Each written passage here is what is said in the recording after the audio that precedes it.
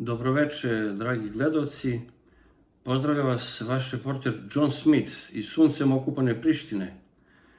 Očekujemo početak fudbalskog meča prve lige Jugoslavije između domaće Prištine i Radničkog iz Kragujevca. Prištinu predvodi Fadil Vokri, a Radnički Tatović. Šalim se, naravno. Tako su nekada počinjali radio prenosi nedeljom uglavnom prvog kola prve fudbalske lige stare Jugoslavije, čuveni Marko Marković i ostali komentatori. Pozdrav svima, još jedanput bez šale iz Sankt Peterburga, od Gorana. Znači, nastavljamo u istom stilu kao i ranije. Pričamo priče o Rusiji, o politici, o Srbiji. Biće, kao što sam najavio, i priča o religiji, veri i muzici i slično. Nego što se tiče Kosova, ukratko rečeno, Kosovo je izgubljeno. Kosovo više nije srpsko. Da li ga možemo povratiti? Praktično ne. Nikad, ne reci nikad, ali i u skoroj budućnosti svakako ne, a u nekoj dalekoj budućnosti naravno teoretski sve je moguće, međutim kada se pogleda stanje na terenu, ono se teško može izmeniti u našu korist. Sami smo ga izgubili. Prodali smo ga Šiptarima za vreme Tita, za vreme Jugoslavije. Za vreme Jugoslavije smo prodali Srbiju i srpstvo jugoslovenstvu, a posljednja šansa da ipak sačuvamo Kosovo je bila za vreme napada NATO pakta 1999. godine. Imali smo priliku da sačuvamo Kosovo, međutim Slobodan Milošević je potpisao klasičnu kapitulaciju koja se u nekim krugovima tretira retorički kao nešto drugo, pa čak i pravno. Međutim, faktički to je bila klasična kapitulacija, jer kad se vojska povlači sa svog dela teritorije u potpunosti i predaje ga stranim trupama, ma kako se one nazivale, to su ipak bile okupacione trupe koje su tu i danas i koje štite mir, da se Srbi ne vrate, da se srpska vojska i policija ne vrate, i tu je kraj priče. Trebali smo da ostanemo dole. Ja sam učestvovao u tom ratu ta 3 meseca u okviru jedinica protivvazdušne odbrane u okolini Kragujevca, odakle sam inače.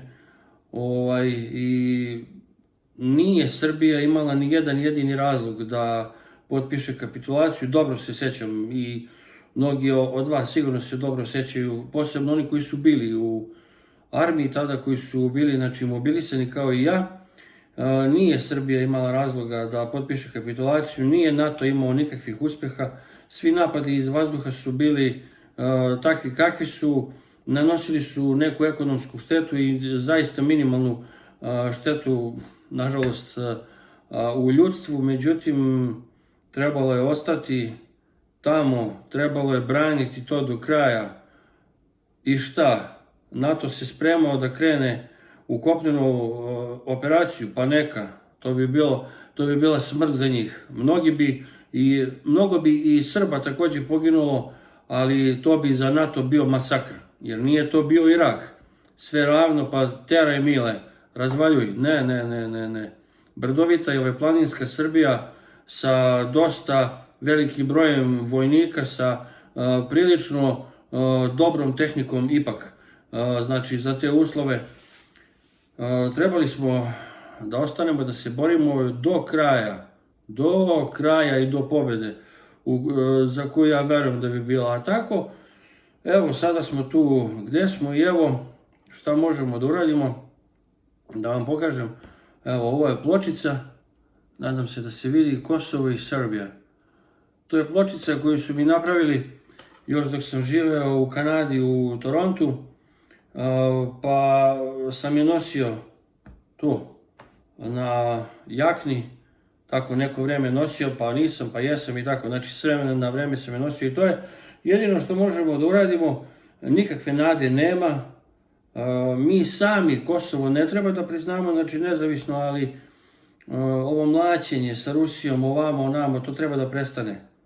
To treba da prestane, jer bilo bi prilično za mene nepošteno i jadno, da kažemo, neke druge generacije će se boriti za povratak Kosova. Znači, mi kad smo imali šansu i dok smo još i mogli, a mogli smo, naravno, samo uz pomoć oružja i nikako drugačije, nismo to iskoristili. Šta sad treba da kažemo? Pa dobro, naša deca, moja deca, moji unuci, moji, tamo ne znam, pravunuci i nasljednici, neka oni ginu. Ne slažem se. Sa tim ne treba niko da gine više za to, pa zato što smo sami krivi, kao što sam već rekao, za sve to što se desilo, a svi se također i dobro sećate reči našeg pokojnog patrijarha Pavla, koji je rekao nešto u smislu čije su da lovce ili koze, njegova je i njiva, ili pašnjak, tako nešto u tom smislu. Znači, čovjek je jasno sve video, jasno je sve rekao i nema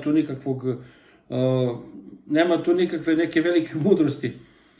Ali dobro, tako je kako je, život treba da ide dalje i deca treba da žive, i unuci, i pravunuci, i čukunuci treba da žive. Tako, nismo mi Jevreji i nikada nećemo ni biti, što je naravno dobro, Srbi su Srbi, ali imamo svoje mane koje su se pokazivale i tokom istorije, pa evo i u novije vreme, znači pokazali smo na Kosovu da nismo u stanju da ga zadržimo, da ga zaštitimo, iako smo, opet se ponavljam, imali za to mogućnost i to je moje lično mišljenje. Tako da bih tu stavio tačku što se tiče ovog uvoda. Što se tiče novosti iz mog života u Rusiji, mogao bih to da nazovem, a već sam nešto slično radio na svom blogu Srpski Anarh. Znači, mogao bih da nazovem ovaj period kao odbrana i posljednji dani, kao čuveni album čuvene jugoslovenske, beogradske, novotalasne grupe New Wave, ko prati muziku, Idoli, Vis Idoli. Taj album se smatra, i ja se potpuno slažem, mada je to naravno sve relativno što se tiče umetnosti, muzike i tako dalje, ali eto ima kao ljudi koji se, kulturologa i tako dalje, koji se bave i sa muzikom, istorijom muzike, pa mnogi smatraju taj album najboljim albumom u istoriji Jugoslavije. Ja se sa tim potpuno slažem. Znači, konceptualno gledano, kad se sve uzme u obzir, znači i taj omot albuma, i pesme, i sadržaj pesama, i muzika, i sve to što je tu ponuđeno i što je snimljeno, zaista predstavlja po meni jedan ne samo muzički, nego i konceptualni vrhunac muzike stare socijalističke federativne republike Jugoslavije. Ali kao što sam već rekao, naravno, ukusi su različiti, tako da to je opet moje lično mišljenje. Znači, odbrana i posljednji dani. Posljednji dani u smislu, nadam se, posljednji meseci u Rusiji. Već sam rekao u ranijim videozapisima da se spremam za povratak u Kanadu. Međutim, nije to baš tako lako i ne može to da ide baš tako brzo. Pre svega zbog papira, da kažem tako, odnosno meni je bio potreban pasoš da se ponovo, znači, uradi kanadski, nije to baš išlo tako lako. Prvo zato što je kanadska ambasada u Moskvi, znači, zatvorena i konzulat, tako da je to trajalo neko vreme, par meseci, dok se sve to završilo. Bile su neke greške, pa je to trebalo da se popravlja, pa sam onda trebao da tražim garantora u Srbiji i tako dalje i tako dalje, tako da to se na svu sreću dobro završilo. Ipak, tako da sam dobio kanadski pasoš, znači mogu da, teoretski gledano, ja praktično sutra već mogu da putujem u Kanadu, naravno.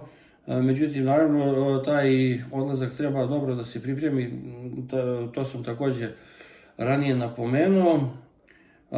Sada, znači, još jednom, opet da se ponovim, radim, znači, na tome da moj sin, koji ima 14 godina, znači, dobije preko mene srpsko i kanadsko državljanstvo. Što se tiče Srbije, državljanstvo je dobio.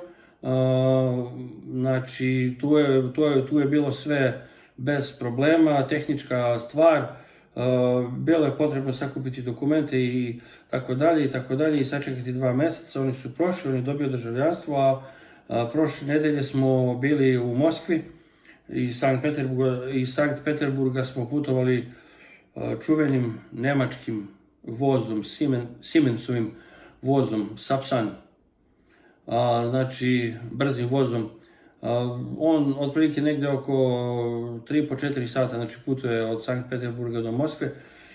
Predali smo, znači, dokumente za dobijanje srpskog pasoša. Znači, dok sam ovde u Kanadi, hoću da moj sin dobije sve, i srpsko državljanstvo, i srpski pasoš, i kanadsko državljanstvo, i kanadski pasoš, ako to bude bilo potrebno. To još nisam siguran, tu sam tek ušao u, znači, proceduru.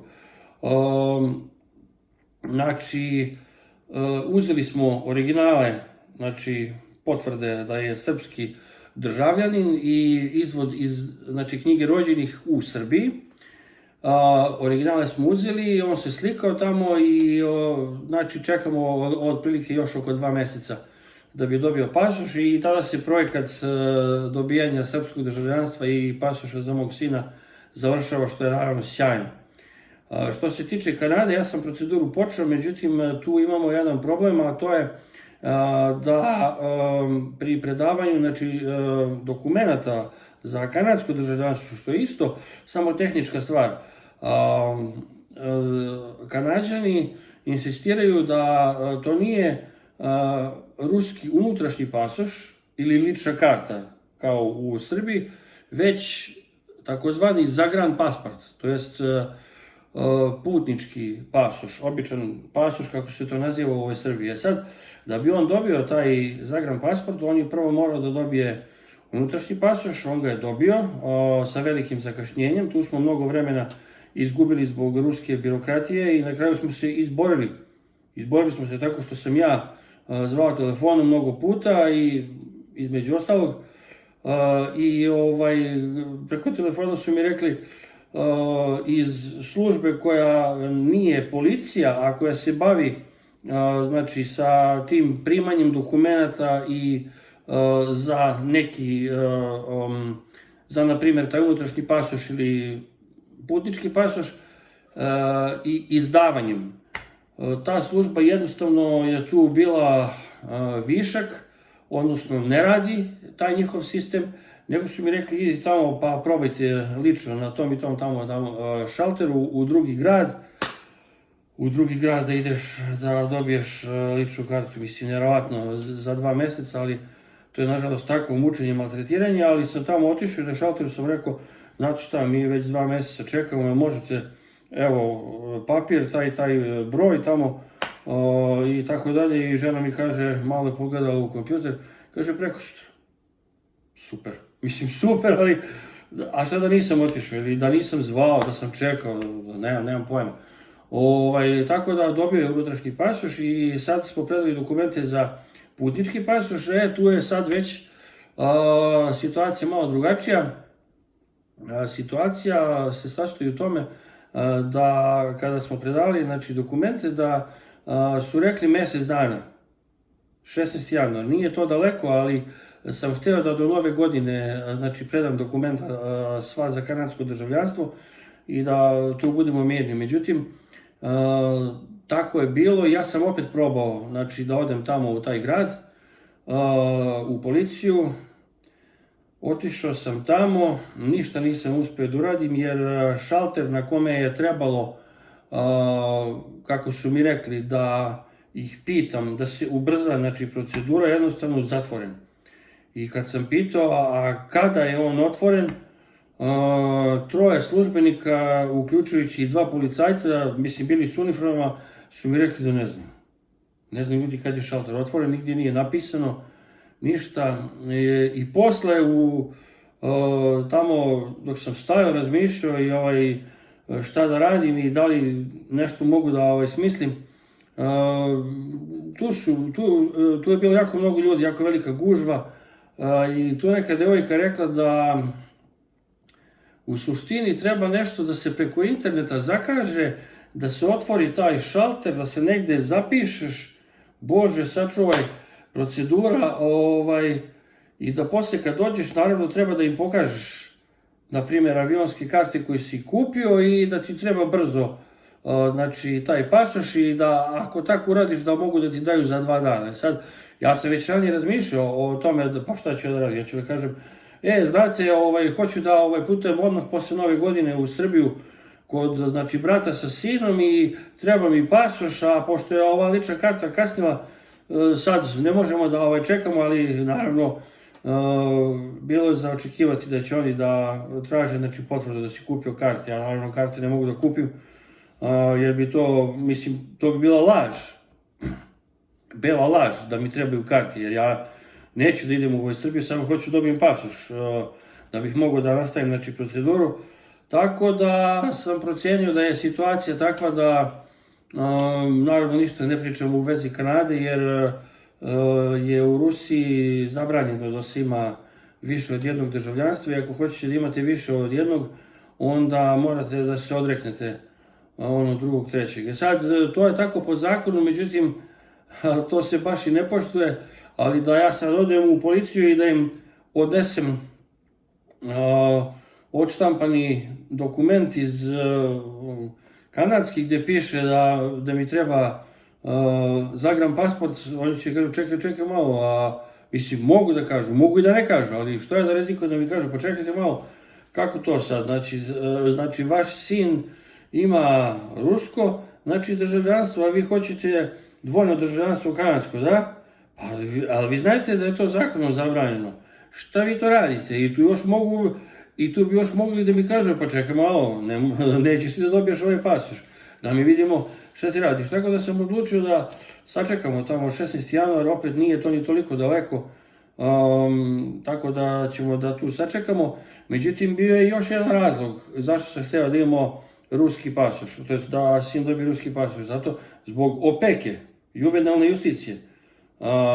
Ja sam rekao da smo pod udarom, pod napadom juvenalne justicije bez ikakvog razloga, na osnovu laži, 100% laži školskog psihologa, kuda je moj sin morao da ode iz sasvim besmislenih razloga.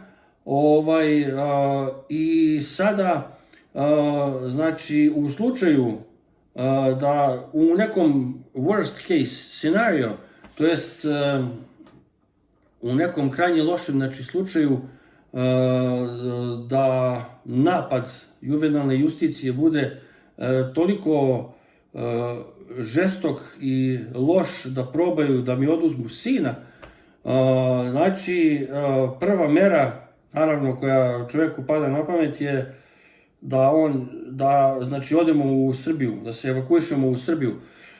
A da bi on mogao da izađe iz Rusije, njemu treba ruski zagram pasport, a ovako ne može da izađe. On ne može da iz Rusije izađe sa srpskim pasportom, odnosno pasošem, nego pasošem, to jest njemu treba ruski, znači pasoš, običan, zagran, kako se to zove, kao što sam već rekao, i zato sam htio da on takođe bude kod nas. Međutim, što se tiče toga, situacija je takva da je trenutno tišina. posljednji napad je bio pre par nedelja, pre 10 dana. Znači, ja sam bio, to jest, gledajte, nisam bio kući, odvezao sam kola kod majstora. I kući je ostala žena i sin. Sin je radio domaći zadatak, žena se kupala. Zašto je bitno? Zato što su kucali na vrata, došli su, nenajavljeno, naravno. Lupali su na vrata, ona je izašla iz tuša, onako sve mokra, žena se kupa i pogledala je kroz špijunku i vidi da su to oni. I ona je sa njima počela da razgovara, rekla je da ne može da ih primi, da ne može da otvori vrata, jer nije se obukla, kupala se i da ne može sad stvarno da ih primi. Oni su tu nešto kao insistirali, međutim ona rekla da ne. Oni su tu postavili neka pitanja, gdje nam je muž?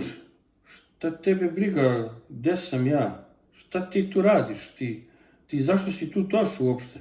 Oni su bili jedanput, mi smo ih primili, normalno, ja sam sve snimio kamerom, posebno taj deo kada su bila pitanja upućena mom sinu, gdje on sve što su oni napisali u školi odbacio kao netačno. Ja sam također sve to odbacio kao netačno.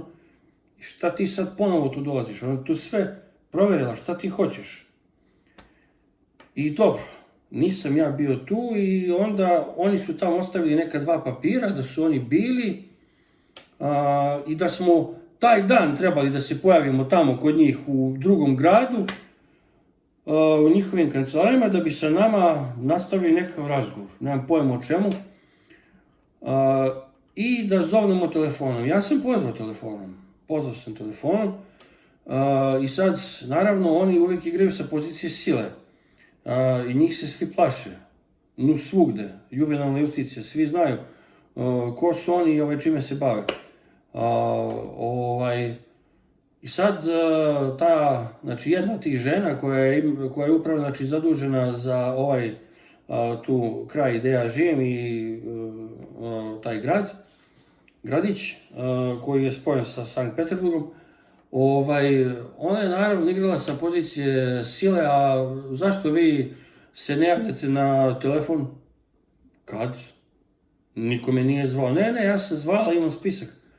I ja sam također pogledao spisak i meni su tamo uključili neku uslugu, mobilna kompanija, neki zaštitnik. I on je izgleda tu blokirao sve njihove pozive.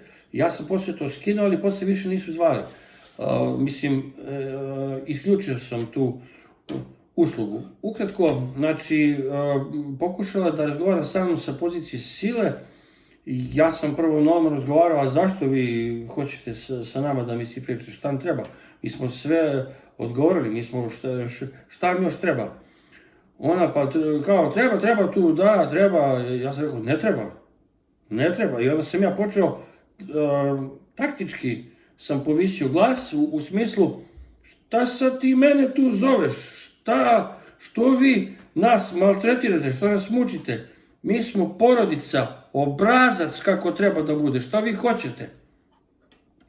I znači rekao sam, nećemo mi da dođemo nigde, nećemo mi da razgovaramo sa vama, mi smo završili razgovor. A meni su savjetovali neki, između ostalog iz Srbije, znaš kako, treba sa njima lepo, znaš kako da se sarađuje, pa i ovdje isto, neko mi je savjetovao, neki tu kao rođac ili tako nešto. Da, treba sa njima, šta sa njima treba, kod Rusa samo jedan metod radi, sila. Ko je jači, taj je i u pravu. Varvari, stoka bre. I ja sam joj rekao ne i još sam saznao, kad sam je pitao, a kako ste vi to mislili taj dan kad ste bili, kad žena nije mogla da otvori vrata, se kupala tamo, a i bolesna je bila tada, kako ste vi mislili da mi dođemo tog dana, a oni su došli uveče. Oni su rekli meni, pa vi imate kola. Ja sam rekao, da li bio sam tog dana kod majstora i stvarno sam ostavio kola nekoliko dana kod majstora. Kaže na meni, pa mi smo, došli sa kolima, mogli smo da vas pokupimo i odvezemo. Ja rekao, šta? Mislim se, šta? Šta, da me hapsiš, šta je to, kao neko hapšenje, kao neko prinudno odvoženje na nekakve razgovore. Ma ne bre, ma jok, nikuda bi mi bi nigde, nigde bismo, mi bismo ne krenuli, ne bismo krenuli sa njima,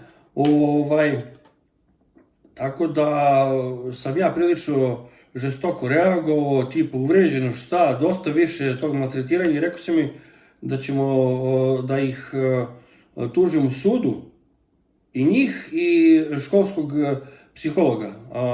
Školskog psihologa, a saznali smo ko je, našli smo na sajtu škole i sliku i sve. Završila je fakultet u Kirgistan. Psiholog. Jel se to u Rusiji priznaje? Jel ona to nostrifikovala? Kako? Kakvim putem? Znači, na sud školskog psihologa za notornu laž, školu koja odgovara za psihologa jer ju je ona zaposlila, i da tražimo 1.000.000 rubalja odštetu za moralno i, kako se to kaže, duševno povrede, za moralne i duševne povrede. Ja sam mi to rekao. I to zaista stoji, mada to jeste, mislim, ja sam i sa advokatima oko toga razgovarali, oni su mi rekli da za sada ne treba, ali ja sam to iskoristio kao tipa da ti meni pretiš tamo nečim, da ćeš da nas voziš negde, stani bre, nisam ja kriminal, terorista, mi tu normalno živimo, pa sam ja i njima malo zapretio. I sad, situacija je takva da ona je rekla posljednje, a znate šta, ja samo radim svoj posao, to što su mi rekli, tako da ne znam. I ja sam rekao, dobro, ali nećemo mi nigdje da idemo, kraj priče. I onda ona mene pitala za broj telefona, da me pozove njihov tamo neki načelnice. Ja sam rekao, ja vam broj telefona, nek me zove, dobit će isti odgovor. I evo, do sada nas nisu zvali, a već je prošlo jedno 10 dana, što je prilično dobar znak. To znači da je nešto, da nešto postoji, da stvarno postoje neki razlozi, pa oni bi tu došli s policijom, pošto oni tako rade, međutim nema ništa. Ništa nema i zato i ne dejstvuju, tako kako inače mogu da dejstvuju. I iduće nedelje su ostale još 3 dana, pošto vikendom ne rade. Znači, praktično to su ponedeljak, utorak i sreda. Sreda je, čini mi se, 31. To je dan kada gotovo sigurno neće doći, a i ova 2 dana teško, mada teoretski naravno postoji mogućnost, ali ja se nadam da ako nisu došli, to jest zvali, ako nije zvala telefonom, da neće zvati, a to je bilo i moj cilj, znači da se dobije na vremenu, to jest sve tamo posle Nove godine, a ovde se praktično sa radom ozbiljnim počinje posle 10. tamo oko 15. januara, a to otprilike se poklapa sa, znači, tim vremenom, datumom kada treba da dobijemo putnički pasoš, tako da se nadam da će to tako i da bude. Naravno da nisam ja siguran da će da oni tako lako da nas ostave na miru, mada može da se desi, samo treba reagovati malo žešće. Izvinjam se. Kako se meni čini i vidjet ćemo na kraju krajeva. U svakom slučaju za sada napadi su odbijeni, a šta oni mogu da preduzmu, to ćemo da vidimo. Ja se nadam da ne mogu da preduzmu ništa. Mislim, realno gledano. Tako, to je što se tiče toga, malo više detalja, jer sa juvenalnom justicijom u mnogim zemljama, ne samo u Rusiji, u Srbiji, i u Kanadi, i u Americi, i u zemljama Europske unije ljudi imaju problema. Ja se slažem da nekada zaista postoje razlozi, ne znam, tamo roditelji, narkomani ili ne znam, pijanice, ili tamo, ne znam, neka samohrana majka ili otac na kraju krajeva, stvarno, znači, postoje problemi. Međutim, ti sad kod mene, kod nas, ti sad stvaraš problem koga nema. Nema nikakvog problema, ti ga stvaraš iz nekog razloga. Ko zna tamo kakvi su mehanizmi kod njih u pozadini, kako to radi na toj liniji, škola, školski psiholog, pa ona kao razgovara sa detetom, sa učenikom ili učenicom, da, pa onda ona tamo nekom signalizira da ovi treba da reaguju, pa ovi odmah reaguju, pa sad ko će ga znati tu postoji neko financiranje. Mislim, ja ne govorim da ima tu sad 100% neke korupcije ili neke podele para, ali sve je moguće. Rusija je to septička jama sveta, što se tiče zakona i mnogo čega drugog. Tako da od njih možda može svašta da se očekuje. Vidjet ćemo. Inače, da se vrati malo na moje 2 posete policiji u tom drugom gradu gde sam išao prvo za ličnu kartu na srpskom i za pasoš, pa znate šta, pa ništa se nije promenilo od vremena SSSR-a. Znači, postoje šalteri, staklo, postoje oni elektronski kao monitori, takvi tanki iznad, znači, tih šaltera, gde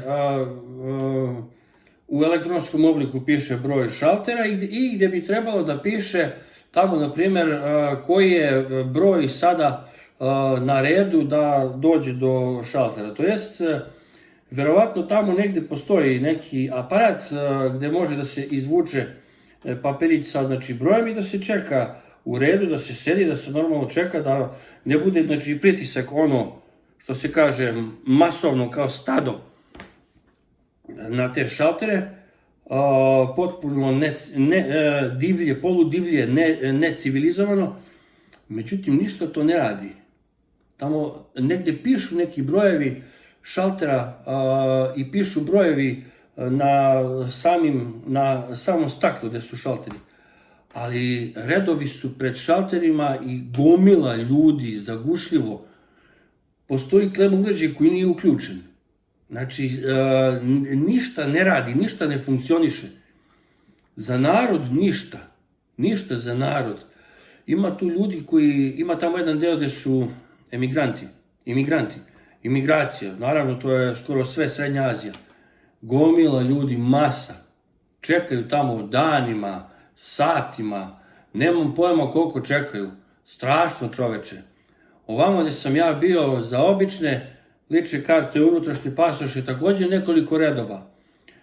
Ljudi stoje, to su ogromni redovi. Ovamo gde su obični pasoši, isto ljudi stoje, pa kao rade od 15:00, pa ih ti čekaš.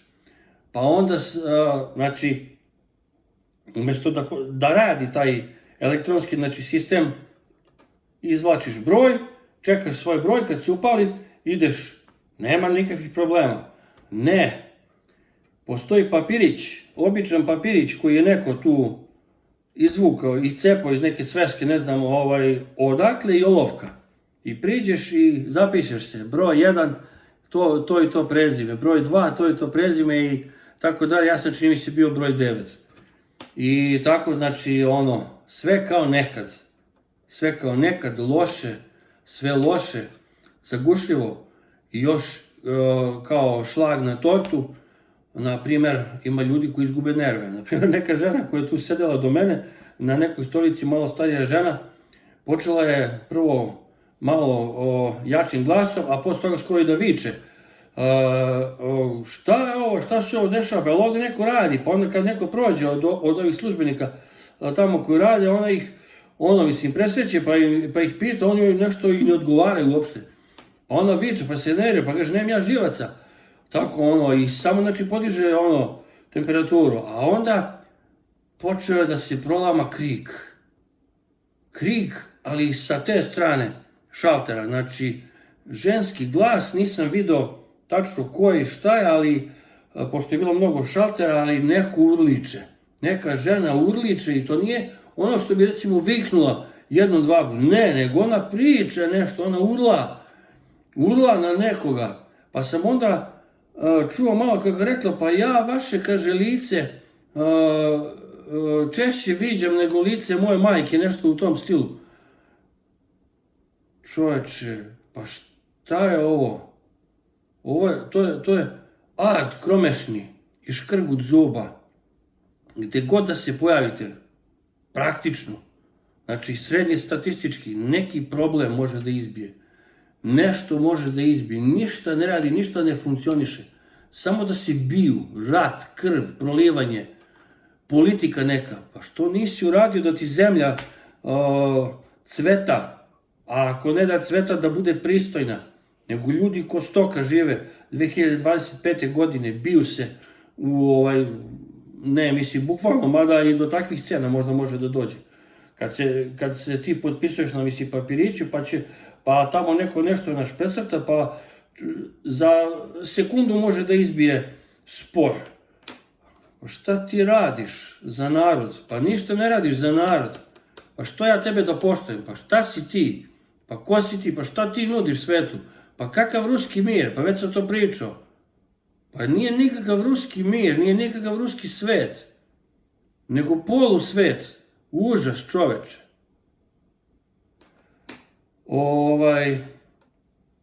I tako je to. Ali šta je tu suština? Ako je ikako moguće, ali to je vrlo teško, ne treba se nervirati. To je naravno vrlo teško, međutim kad tako godinama i godinama sve, znači, funkcioniše, neko ogugla na sve to, to jest ovi sami Rusi koji tu žive, oni verovatno su oguglali, mada čisto sumnjam da im na psihu ne deluje, ili sve nekako svoditi na neku sprdnju, na neku šalu. Rusi ne treba shvatiti ozbiljno nikad, ja sam to zaključio. Lakše i za tebe i za njih. Ako budete ozbiljno počeli da nešto razgovarate i stvarno, što se kaže, tu može da bude problem, jer je ogromna razlika u mentalitetu, u vaspitanju i zato je bolje na kraju krajeva prosto zajebavati Rusa je najbolji način od svega, ali ne ono otvoreno, nego onako fino, onako, da kažem, kulturno. Tako da, to je nažalost tako. Inače, dobio sam interesantne informacije pre nekoliko dana, kao što sam već rekao, dok smo bili u srpskom konzulatu, to je ambasada i konzulat, naravno u jednoj zgradi u Moskvi, lepa velika zgrada, dobro oni rade, oni se trude, primili su nas i sad dok su tamo slikali sina za srpski pasoš i nešto bio neki problem sa kamerom, tamo je sve povezano sa kompjuterom, imaju neka svetla i tako dalje, međutim nešto im nije radilo i sad tu je bio neki čovjek i neka žena je posle došla da mu tu pomogne i on se izvinjava i kaže da im je stara ta aparatura i da treba da se menja i da ima neki problem sa tim slikanjem, da ne može da se dobije odmah fotografija, nego tamo oni nešto rade, podešavaju. I on mi dalje priča, odnosno ja sam ga valjda pitao, pa vratno treba se menja. On kaže, da, kaže, treba da se menja, nego kaže, to ide po određenom rasporedu, to jest zamena aparature za slikanje u konzulatima prvo ide u onim zemljama gdje najviše ima Srba kojima ta usluga treba, što je i logično. I on mi je tu konkretno rekao da su koje su dve zemlje prve na spisku, da su to Nemačka i Austrija.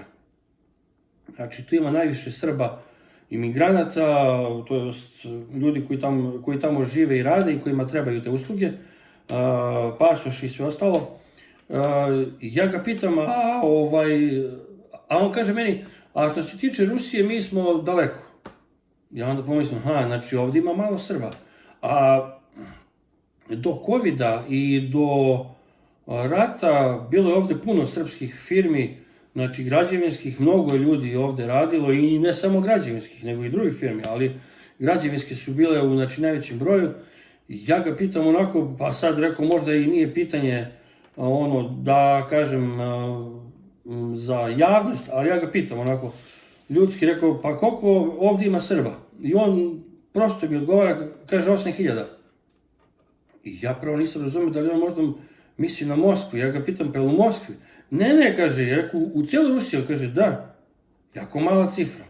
8.000 Srba u celoj velikoj Rusiji i u svim tim velikim ruskim gradovima i sveukupno, to je jako mali broj. On kaže, da, kaže, jako mali broj i kaže svi su, kaže, otišli kad je počeo rat. 2022. godine, kaže, svi su otišli i kaže, to je tako. I tu mi je još rekao, jer sam vidio neke informacije na internetu, a i od brata sam dobio o nekvalitetnom radu majstora koji se bave sa raznim popravkama, na primjer u kući, u stanu u Srbiji. I zašto je to tako? I on mi kaže da je upoznat sa tim i da je to zbog toga što u Srbiji zaista ima dobrih majstora koji se bave sa sanitarijama i tamo sa, ne znam, krečenjem, razne vrste, znači, mislim, tih popravki, remonta. I kaže da su svi iskoristili mogućnost sada, koji su dobri, i da je, na primjer, jako puno ljudi otišlo u Nemačku, majstora, da su tamo ostavili svoje firme, da su doveli ljude svoje iz Srbije, znači kolege sa kojima su sarađivali, i da tamo rade, znači, Nemcima remont, a kaže, neće, kaže, Nemac srednji statistički da se muči sada sa tim stvarima, nego plati, ima dovoljno novca i plati, na primjer, neki remont koji je čak i poprilično skup, i onda dođe firma sposobnih ljudi i uradi mu to. I kaže, mnogi naši se time bave, jako lepo zarađuju i zato, kaže, je u Srbiji ostalo, odnosno, ne manje dobrih, ali svakako postoji ipak, da, manjak, znači, dobrih i kvalitetnih majstora, tako da se ponašaju ono po sistemu, znači, da ne završavaju poslove, na primjer, odmah i do kraja, ponekad, pa onda, znači, uzimaju da su skupi, da mnogo para traže i tako dalje. Imam te sve informacije iz prve ruke. Tako da, zanimljiva priča. Inače, u srpskom konzulatu su napredovali, što sam napisao i na svom blogu Srpski anarh, jer ja kada sam novi pasoš srpski koji mi istekao, znači, menjao za novi, pre nekoliko godina, rečeno mi je da moram da dođem da ga uzmem lično. I znam da sam išao lično da ga uzmem, znači, putovanje od Sankt Peterburga, daleko je to i skupo. Mislim, imao sam ja para, ali skupo je to, da ti sad tamo plaćaš onaj sapsan, da ideš i još i ako radiš i tako dalje, da uzmeš slobodan dan i tako dalje, ali tako je bilo pravilo. Međutim, sada su napredovali. Ja sam ga pitao, pa jel mora da se dođe lično sad za sinovljev pasoš? On je rekao, ne treba.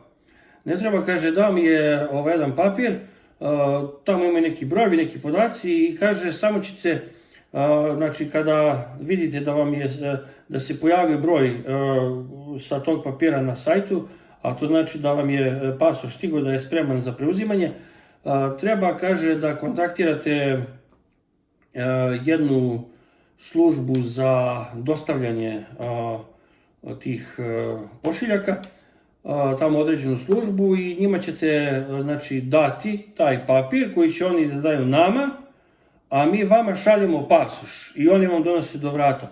Pa rekao, to je super. To je, znači, ne moram da idem ponovo tamo sa, mislim, na primjer, detetom, ako on tamo nešto treba da mi si potpiše ili ne znam nija šta, tamo da se muči opet ceo dan. Mislim, bez obzira na to što je voz brz i dobar i tako dalje. Tako da napredovali su, znači, misle o ljudima, i još mi je pri tome obrazložio, rekao je, kaže, pa nije, kaže, Rusija, ne znam, tamo sad Srbija po veličini, pa da možeš za 2 sata da dođeš iz, ne znam, Čačka ili tamo Užica do Beograda ili tamo, ili ne znam gde tamo, pa da uzmeš tamo neki dokument ako treba u Beogradu ili ne znam šta, nego ti sad tamo Sankt Peterburg, pa ima ljudi koji žive tamo, ne znam, u Jekaterinburgu, to je Ural, ili ne znam gde, a to je daleko, i sad ti nekoga da, sa nekoga dobro to što mora da preda dokumenta, to je manje više jasno, da? Mada i tu može verovatno nešto da se uradi, ali sa nekim online sistemom, ali dobro, o tom potom. Ali su bar ovo, znači, napravili normalno, znači da ne moraš da ideš, nego ti pošalju pasoš i ti dobiješ i sve super jeftino. Tako sam ja dobio kanadski pasoš.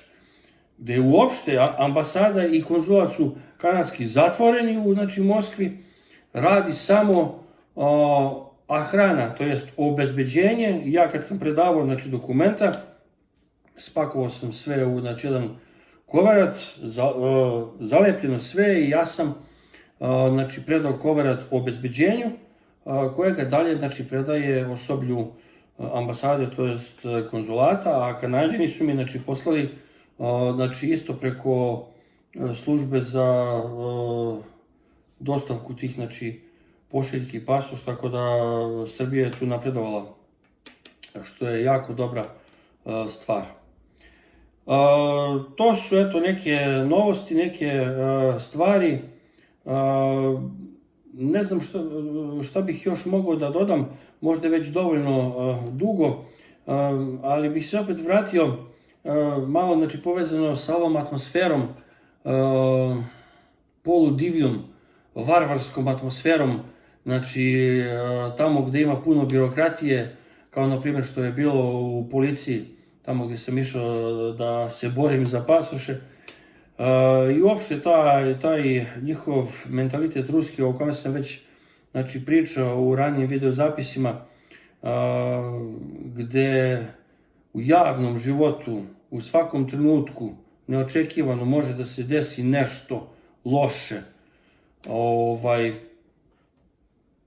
Ljudi ne umeju, opet kažem srednja statistika, da, ne umeju da se ophode čovek sa čovekom. Neko je napisao, ne sjećam se sada ko i gde, ali znam da sam pročitao relativno skoro, u Rusiji čovek čoveku nije vuk, što je naravno loše, nego je napisao tako, u Rusiji čovek čoveku je niko. Niko. Sjećam se, krenuo sam jednom na posao i ujutro sam ušao u jedan supermarket da kupim nešto tamo za doručak, ovamo namo. Rano ujutru idem na posao, išao sam tada na ovaj posao, relativno malo ljudi i sad imaju obične kase gde staneš u red i čekaš na kasi, a imaju i ono, kako se to zove na srpskom, ne mogu sad tačno sjetim, samo obsluživanje, to jest imaju kompjuteri, ekrani i ti sad tamo biraš neke opcije i plaćaš sve sam. Znači nije ti potreban kasir i to ima svugde u svetu, ima i u Rusiji i tamo stoji na primjer neka žena koja prosto kontroliše da li je sve u redu ili ako nešto tamo prestane da radi, što se često dešava, pa ona tamo pritiska neke tamo brojeve, tastere i tako dalje. I ja sam tog jutra kupio to što sam hteo i krenuo sam na kasu i vidim tamo nema nikog. Ovamo ima nekoliko ljudi, ali ja rekao, neću da idem sad tamo, idem ja na kasu, nema nikog, a na kasi nema kasirke. Ja pretpostavljam da je to žena koja tamo stoji i spremna da pomogne nekome kome treba, gde je to samo usluga, ajde tako da kažem, samo obsluživanje. I ja sam pošao tamo na kasu, već sam krenuo i sad ona je mene videla. I sad, pošto tamo nije bila zauzeta, ni sa kim da mu pomaže u slučaju problema i umesto da dođe na svoje radno mesto, koje je njeno glavno radno mesto na kasi, i da mi otkuca to što treba i kraj priče, i mi je ona rekla, izvinite, da li biste mogli da pređete ovaj deo gde je samo obsluživanje? Tuda! Tuda! Sa nekim polukrikom, kao neka naredba. Tuda! Tuda! Tamo! Tamo! Ja ovako pogledam, tamo! Tamo! Kao, idi tamo gde je samo obsluživanje, u tom smislu. Ja tako kažem, šta? Tako malo, ne grubim glasom, ne višim tonom, ali tako grubljim i ovako, šta? I ona je videla da tu može da bude problem I samo dođe na kasu i sve mi završi.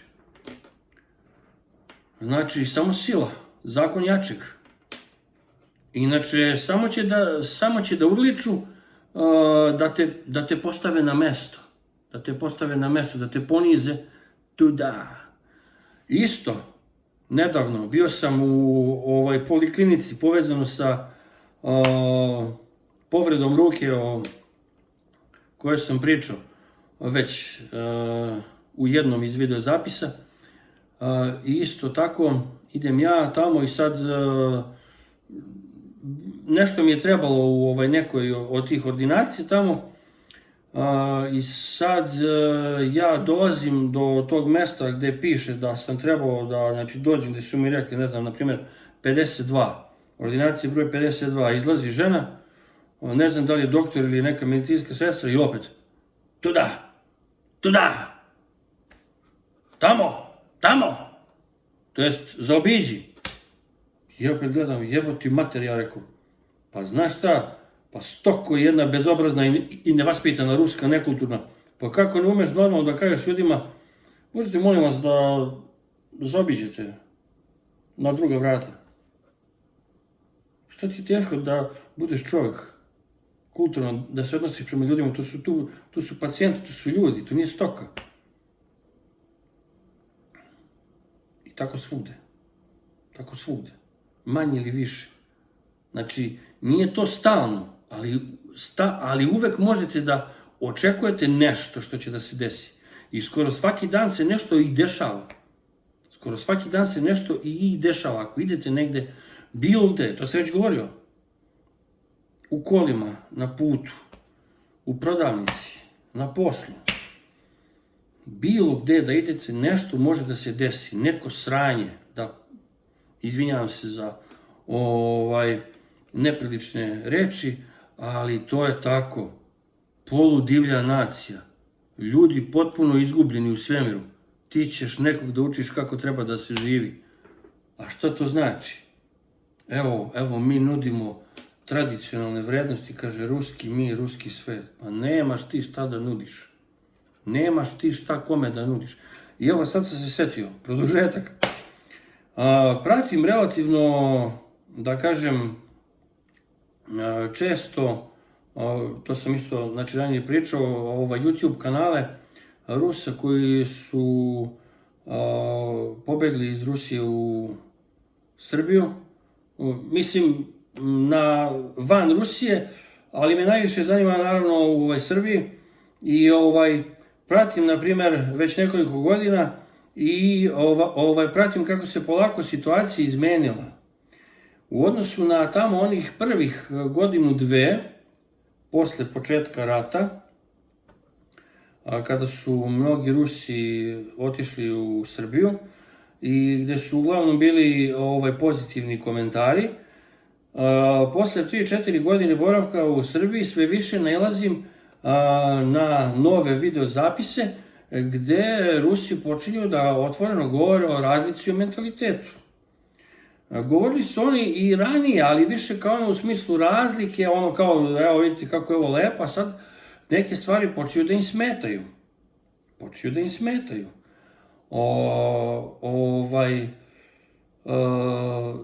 Napravili su mit da postoji neko srpsko polako, kao polako.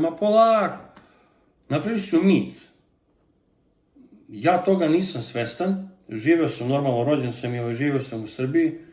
Nikada, mislim, mi govorimo polako, ali u nekom kontekstu dnevnog života za koji su Rusi shvatili da smo mi neka usporena nacija. Nemam pojma otkud im to. Ali dobro, ajde sad, to polako, to svi oni pričaju to polako. Međutim, jedna stvar, jedan plus je jako dobar, a koji se praktično ponavlja kod njih kao light motiv.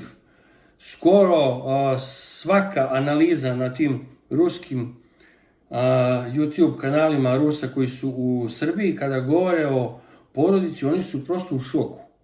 Zaprepašćeni su maltene time što su Srbi veoma porodični ljudi. Posebno žene o tome govore i govore kao po pravilu da mi na to nismo navikli. Kako su Srbi porodice, kako su povezani, kako se Srbi druže porodično i ne samo porodično, na primjer preko vikenda i ove tako dalje, kako nema tu nekih, kako da kažem, tipa da se sad nešto specijalno tu najavljuješ ili u tom smislu, da. I vrlo interesantno, svi govore kako je srpski odnos prema deci sasvim drugačiji nego u ovoj Rusiji. I oni su prosto zadivljeni, kako to tako. Oni govore da Srbi jako vole decu i kaže, odnose se prema njima kao prema odraslima, tako sa njima razgovaraju, što je malo i šala, a i nije, nego je kao i način vaspitanja od malih nogu, znači, i oni su zaprepašeni, zato što kažu, ako od nas u Rusiji, ako je malo dete, znači svi, nema tu ono da sad, pa gde si kao ti mali Šankoviću i tako dalje, Mališa, ne, nego oni tu nešto se, kao u Kanadi, ono, u smislu, ako nešto sa detetom, odmah će, ne, pusti, čekaj, što ti diraš dete, pusti, šta ti je jebote, Bona, smiri se, da pomilujem dete malo, ne, nema to kod njih nema, takvih odnosa nema i njima to fali, oni se hvale, kaže, bili smo, kaže, kod Srba, kao gosti, kaže, pozvali su nas, kaže, na slavu. Evo sad je vreme slava u Srbiji, pa gledam neki video zapisa, kaže, pa su tamo snimali ono 100, da, slavski, onaj 100, ona jela, sve pa onda, to je velika čast da te neko pozove na slavu, pa toliko ljudi, pa takvi topli odnosi, oni zaprepašeni, a što? A šta je to? Pa to i jesu tradicionalne vrednosti. A to što se kod njih propagira kao tradicionalne vrednosti, ma nema to blage veze sa tradicionalnim vrednostima. Ovde nema tradicionalnih vrednosti. Ovde je čovek čoveku niko bre. Tako da nemoj da mi pričate o ruskoj braći, nisu oni meni braća. I neće nikada više ni biti. Iz raznoraznih razloga koje sam već pomenuo. Ja sam tu građanin drugog reda. Braća. Tako da nisu oni nama slični. Ima onih koji su, da vam kažem jednu stvar, ti Rusi koji su došli u Srbiju, uslovno rečeno su bolji deo Rusa. Ne to što su oni protiv Putina, nije samo to, to je takođe važno, zato što su protiv zla. Protiv zla su, to je svakako dobra stvar, znači nisu skrenuli mentalno da ne vide laž, teror, ubistva i vlast po svaku cenu, ni za šta za narod. Znači, to je pozitivno. Međutim, po mentalitetu, onom opštem, osnovnom, to su isti ti Rusi koji su ostali u ovoj Rusiji. I oni će pre ili kasnije, ne svi, ali kažem, srednji statistički Rusi u Srbiji će da kad tad pokaže svoje pravo vaspitanje, svoje pravo lice i vidjet ćete da to nije uopšte kompatibilno sa nama Srbima, opet kažem, čast izuzecima, ali nije kompatibilno. I sami oni govore da treba da se adaptiraju. Između ostalog, šta rade? Neće da uče srpski jezik. Veliki broj, sami oni se žale na svoje Rusi koji su u ovoj Srbiji, pa kaže, malo ovde ljudi, kaže, hoće da uči srpski jezik, prvo smo mislili da će to da bude lako, kao slovenski jezici, pa su srodni, pa su neke reči iste, neke su vrlo slične, bliske, ali ne radi, ne razumeju. Mogu nešto da razumeju, mislim, ali nije to to. I to odbijanje mnogih, da samo na engleskom i tako dalje, i da se malo uči srpski jezik, a probaj da uradiš to u Nemačkoj, a nećeš moći. A znate zašto je to? zato što smo mi prema njima suviše gostoprimljivi, zato što smo ih lepo primili kao braću.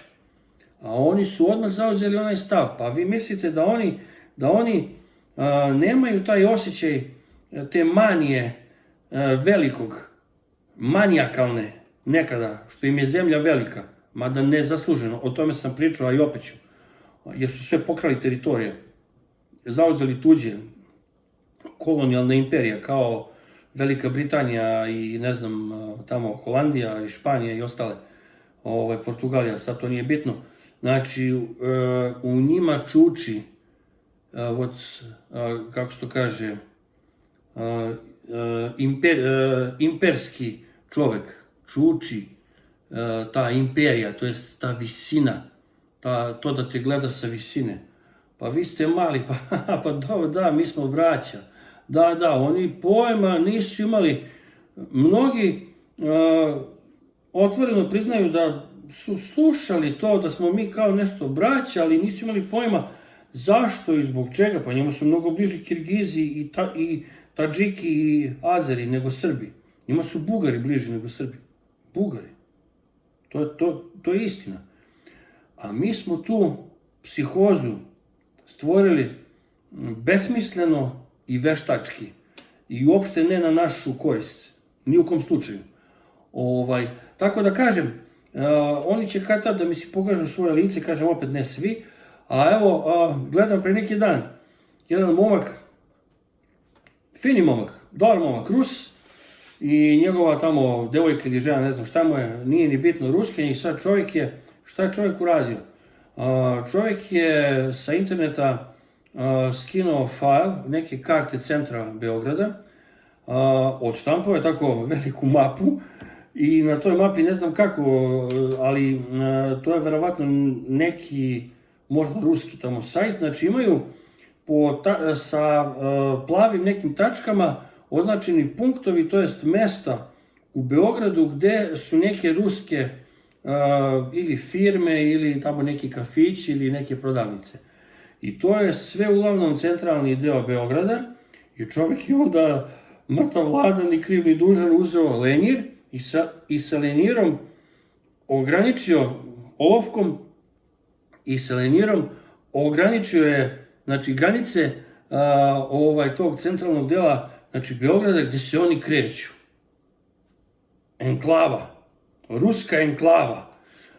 I sad, i tamo je, znači, nacrto mesto gde oni žive, tamo negde na ivici te enklave ruske i, znači, oni su tu zauzeli, mislim, uslovno rečeno, znači, tu su došli, tu su, znači, njihove, oni se tu kreću, znaju gde šta ima, gde su njihovi kafići, gde su njihovi restorani, gde su njihove te neke firmice i tako dalje. I znači, ne treba oni da prave nikakve enklave u Srbiji. Ne treba. Oni treba da se adaptiraju i da se asimiliraju, ako će da ostanu. Ima ljudi koji tako i govore, što je pošteno. Jer oni a to će bude posebna priča, a to će bude poseban video, veoma, veoma koristan uskoro. Oni Srbi koji su u 18. veku prešli iz Austro-Ugarske kao graničari, vojnici, gde su štitili južne granice Austro-Ugarske imperije u Rusku imperiju, i kada je od tih Srba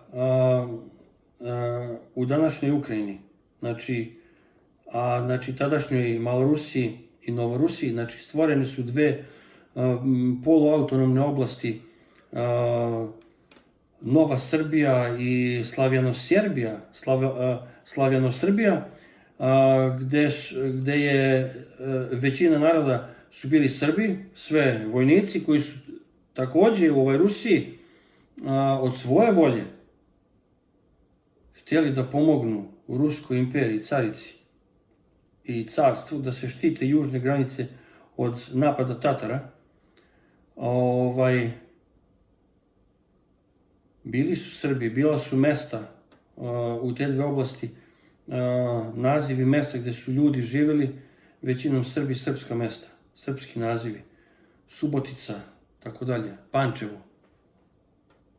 Vrlo brzo Rusi su ugasili njihovu autonomiju zbog toga što su tamo bili neki neredi, nepravilnosti i tako dalje. I kroz neko vreme došlo je do prirodne asimilacije Srba i tako da u tim krajevima sigurno ima, to jest bilo je, sada je rat pa je to sve očišćeno, znači puno ljudi sa srpskim korenima, međutim to je sve nestalo u toj istorijskoj magli. Znači, asimilacija Rusa, da uče srpski jezik. I još jedna stvar, oni to zovu vizaran, vizaranic.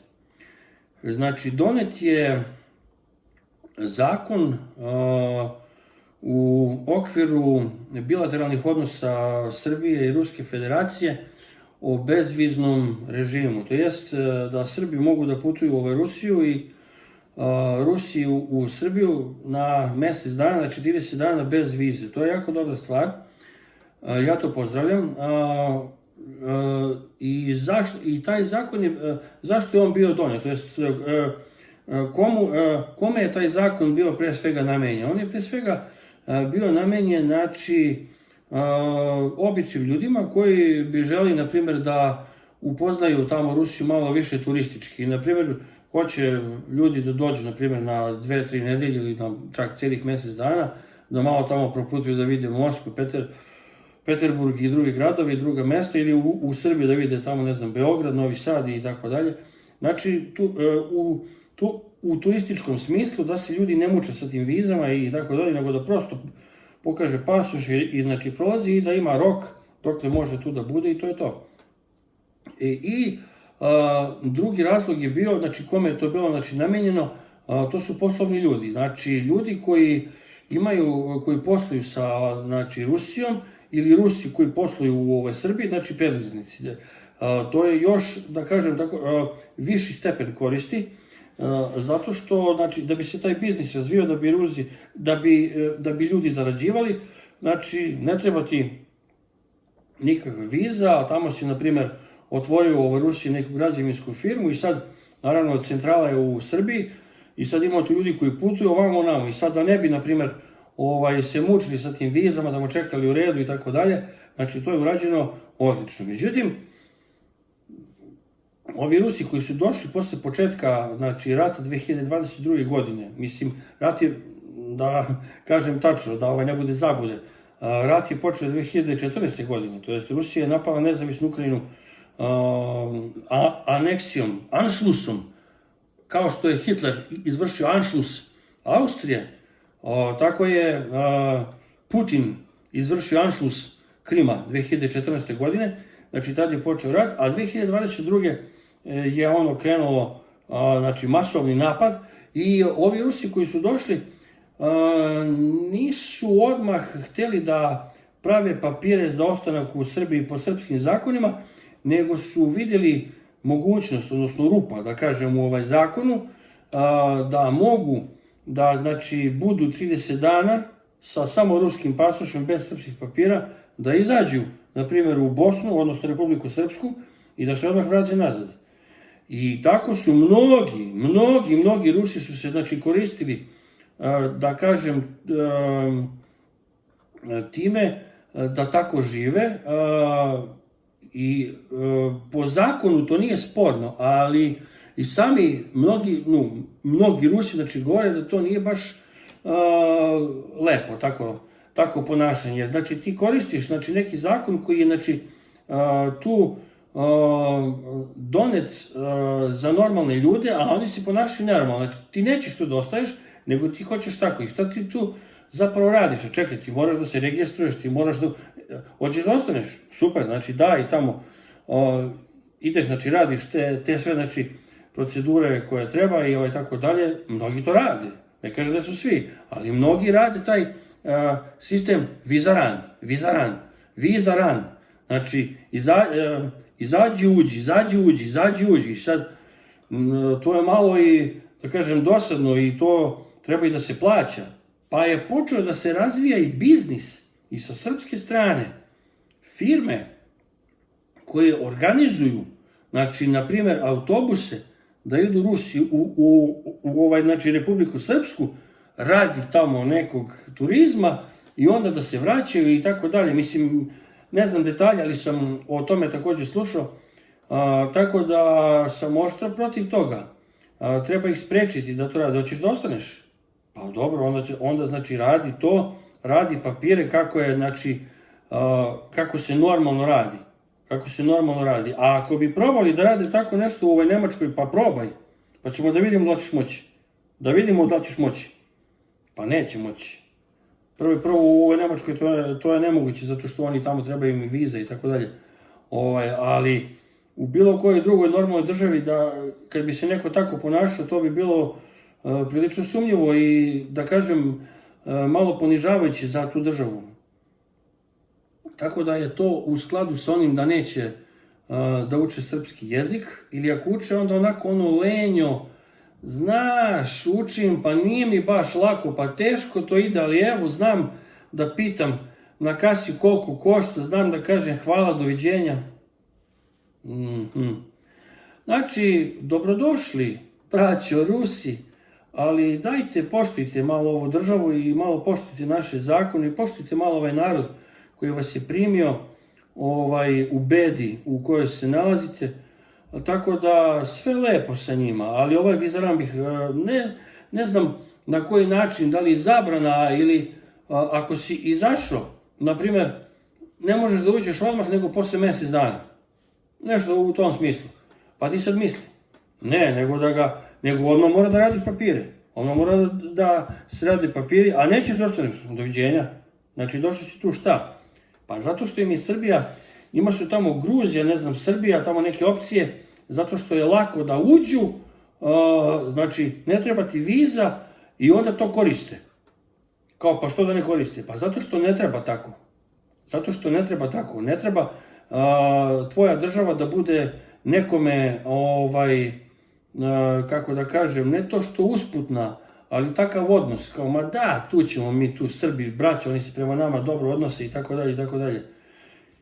I još jedan detalj, neki Rus došao pre 2 mjeseca u Srbiju sa porodicom, sa ženom i sa 2 dece, i on tu počeo da snima video za YouTube, otvorio kanal, život u Srbiji, tamo oni negdje našli stan, ne znam ni ja, žive tako, pokazuje tamo, ne znam, cene po tim sam uslugama i tako dalje, i sad ispostavilo se ukratko da, znači, uradili su vizaran, to jest izašli su iz Srbije i vratili su se, ali je promašio datum za 1 dan. Znači, ne 30 dana, nego 31 dan. I sad stigla je prijava, naravno, pošto se o tome vodi računa, tamo kad se prelazi, znači, granica, i on je dobio poziv na sud. Dobio poziv na sud i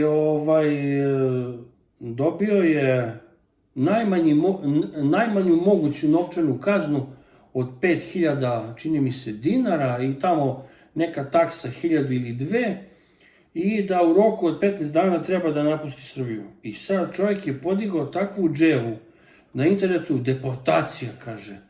Nas su deportovali iz Srbije.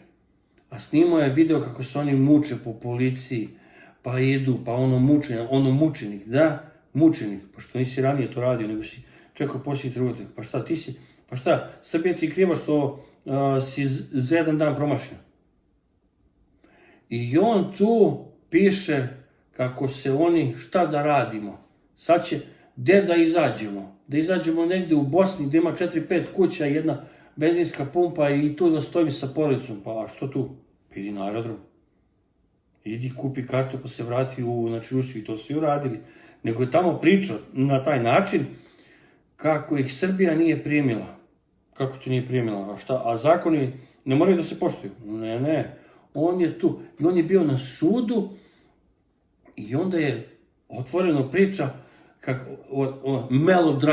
melodramatično objašnjava kako je na sudu molio srpski narod za oproštaj. Kakve veze ima srpski narod? Šta da ti oprosti, čoveče? Nije to, nego on je, a sam otvoreno govori da je pogrešio. Pa kaže, napravio se grešku. Pa šta onda igraš tu neku dramu? Šta dramiš? Nego si očekivao da ti kažu, a pa dobro, mi smo naš braća, pa dobro, jedan dan, nije to strašno, ajde, sad ćemo da ti progledamo kroz prste. A jel bi ti Nemac progledao kroz prste? A jel bi Rus progledao Srbinu kroz prste? Jesi siguran da bi? Ne, nego je tu igrao neku melodramu, molim srpski narod za oprošte, ovo ono, i onda normalno tamo napisao, nije bilo nikakvo ono prinudna deportacija. Pa onda je bila kao priča, kao da li je deportacija ili nije. Pa mu kao neki odgovorimo, nije to deportacija, nego ti si tu nešto pomešao, to ti je prosto si dobio da moraš da izađeš. A posle možeš se vratiti. A on priča, a nisu mi nigdje napisali da mogu da se vratim, a što da ti napišu? A što da ti napišu može da se vrati? Što? Jel su oni dužni? Šta? Molim te vrati se. Ma ne, oni su napisali ti izađi. A šta ćeš ti da radiš posle toga? To nije stvar srpske države. Tako da ima i takvih. Ima i takvih i tu kad čitaš komentare vidiš kako saosećanja prema njemu. Da, to je tako bilo i on je tamo zvanično napisao nikada više se nećemo vratiti u Srbiju. A šta me briga, pa još i bolje. Takvi nam ne trebaju. Ne trebaju nam takvi melo dramatičari. Ima ih koji su sad počeli da odlaze i koji su počeli da mažu Srbiju govnima. Te ovo im ne valja, te vazduh im ne valja, te im ne valja, te ovaj stanodavac ih je zavrnuo, a to sve sa njihove tačke gledišta. Znači, gledajte, Vizaran tačno odslikava mentalitet Rusa. Došao si i odmah traži rupu u zakonu. Ne da poštuje zakon, nego traži rupu u zakonu. Oni su smislili Vizaran. Ko je bre to radio? I ako je radio, to su bile možda pojedinačni slučaje. To su oni smislili, to se masovno radi. Znači, čuvajte se Srbi. Ne bratimite se sa njima tako lako. Sve je lepo, ali polako, brate. Određena distanca, pričati na srpskom, pomoći ljudski, kao i svakom čoveku, ali da vidimo šta ti radiš tu. Kako se ti ponašaš tu, jel ti poštuješ ovu zemlju, Srbiju, ili znači ne poštuješ. Tako da, to je to, dovoljno bi bilo za danas.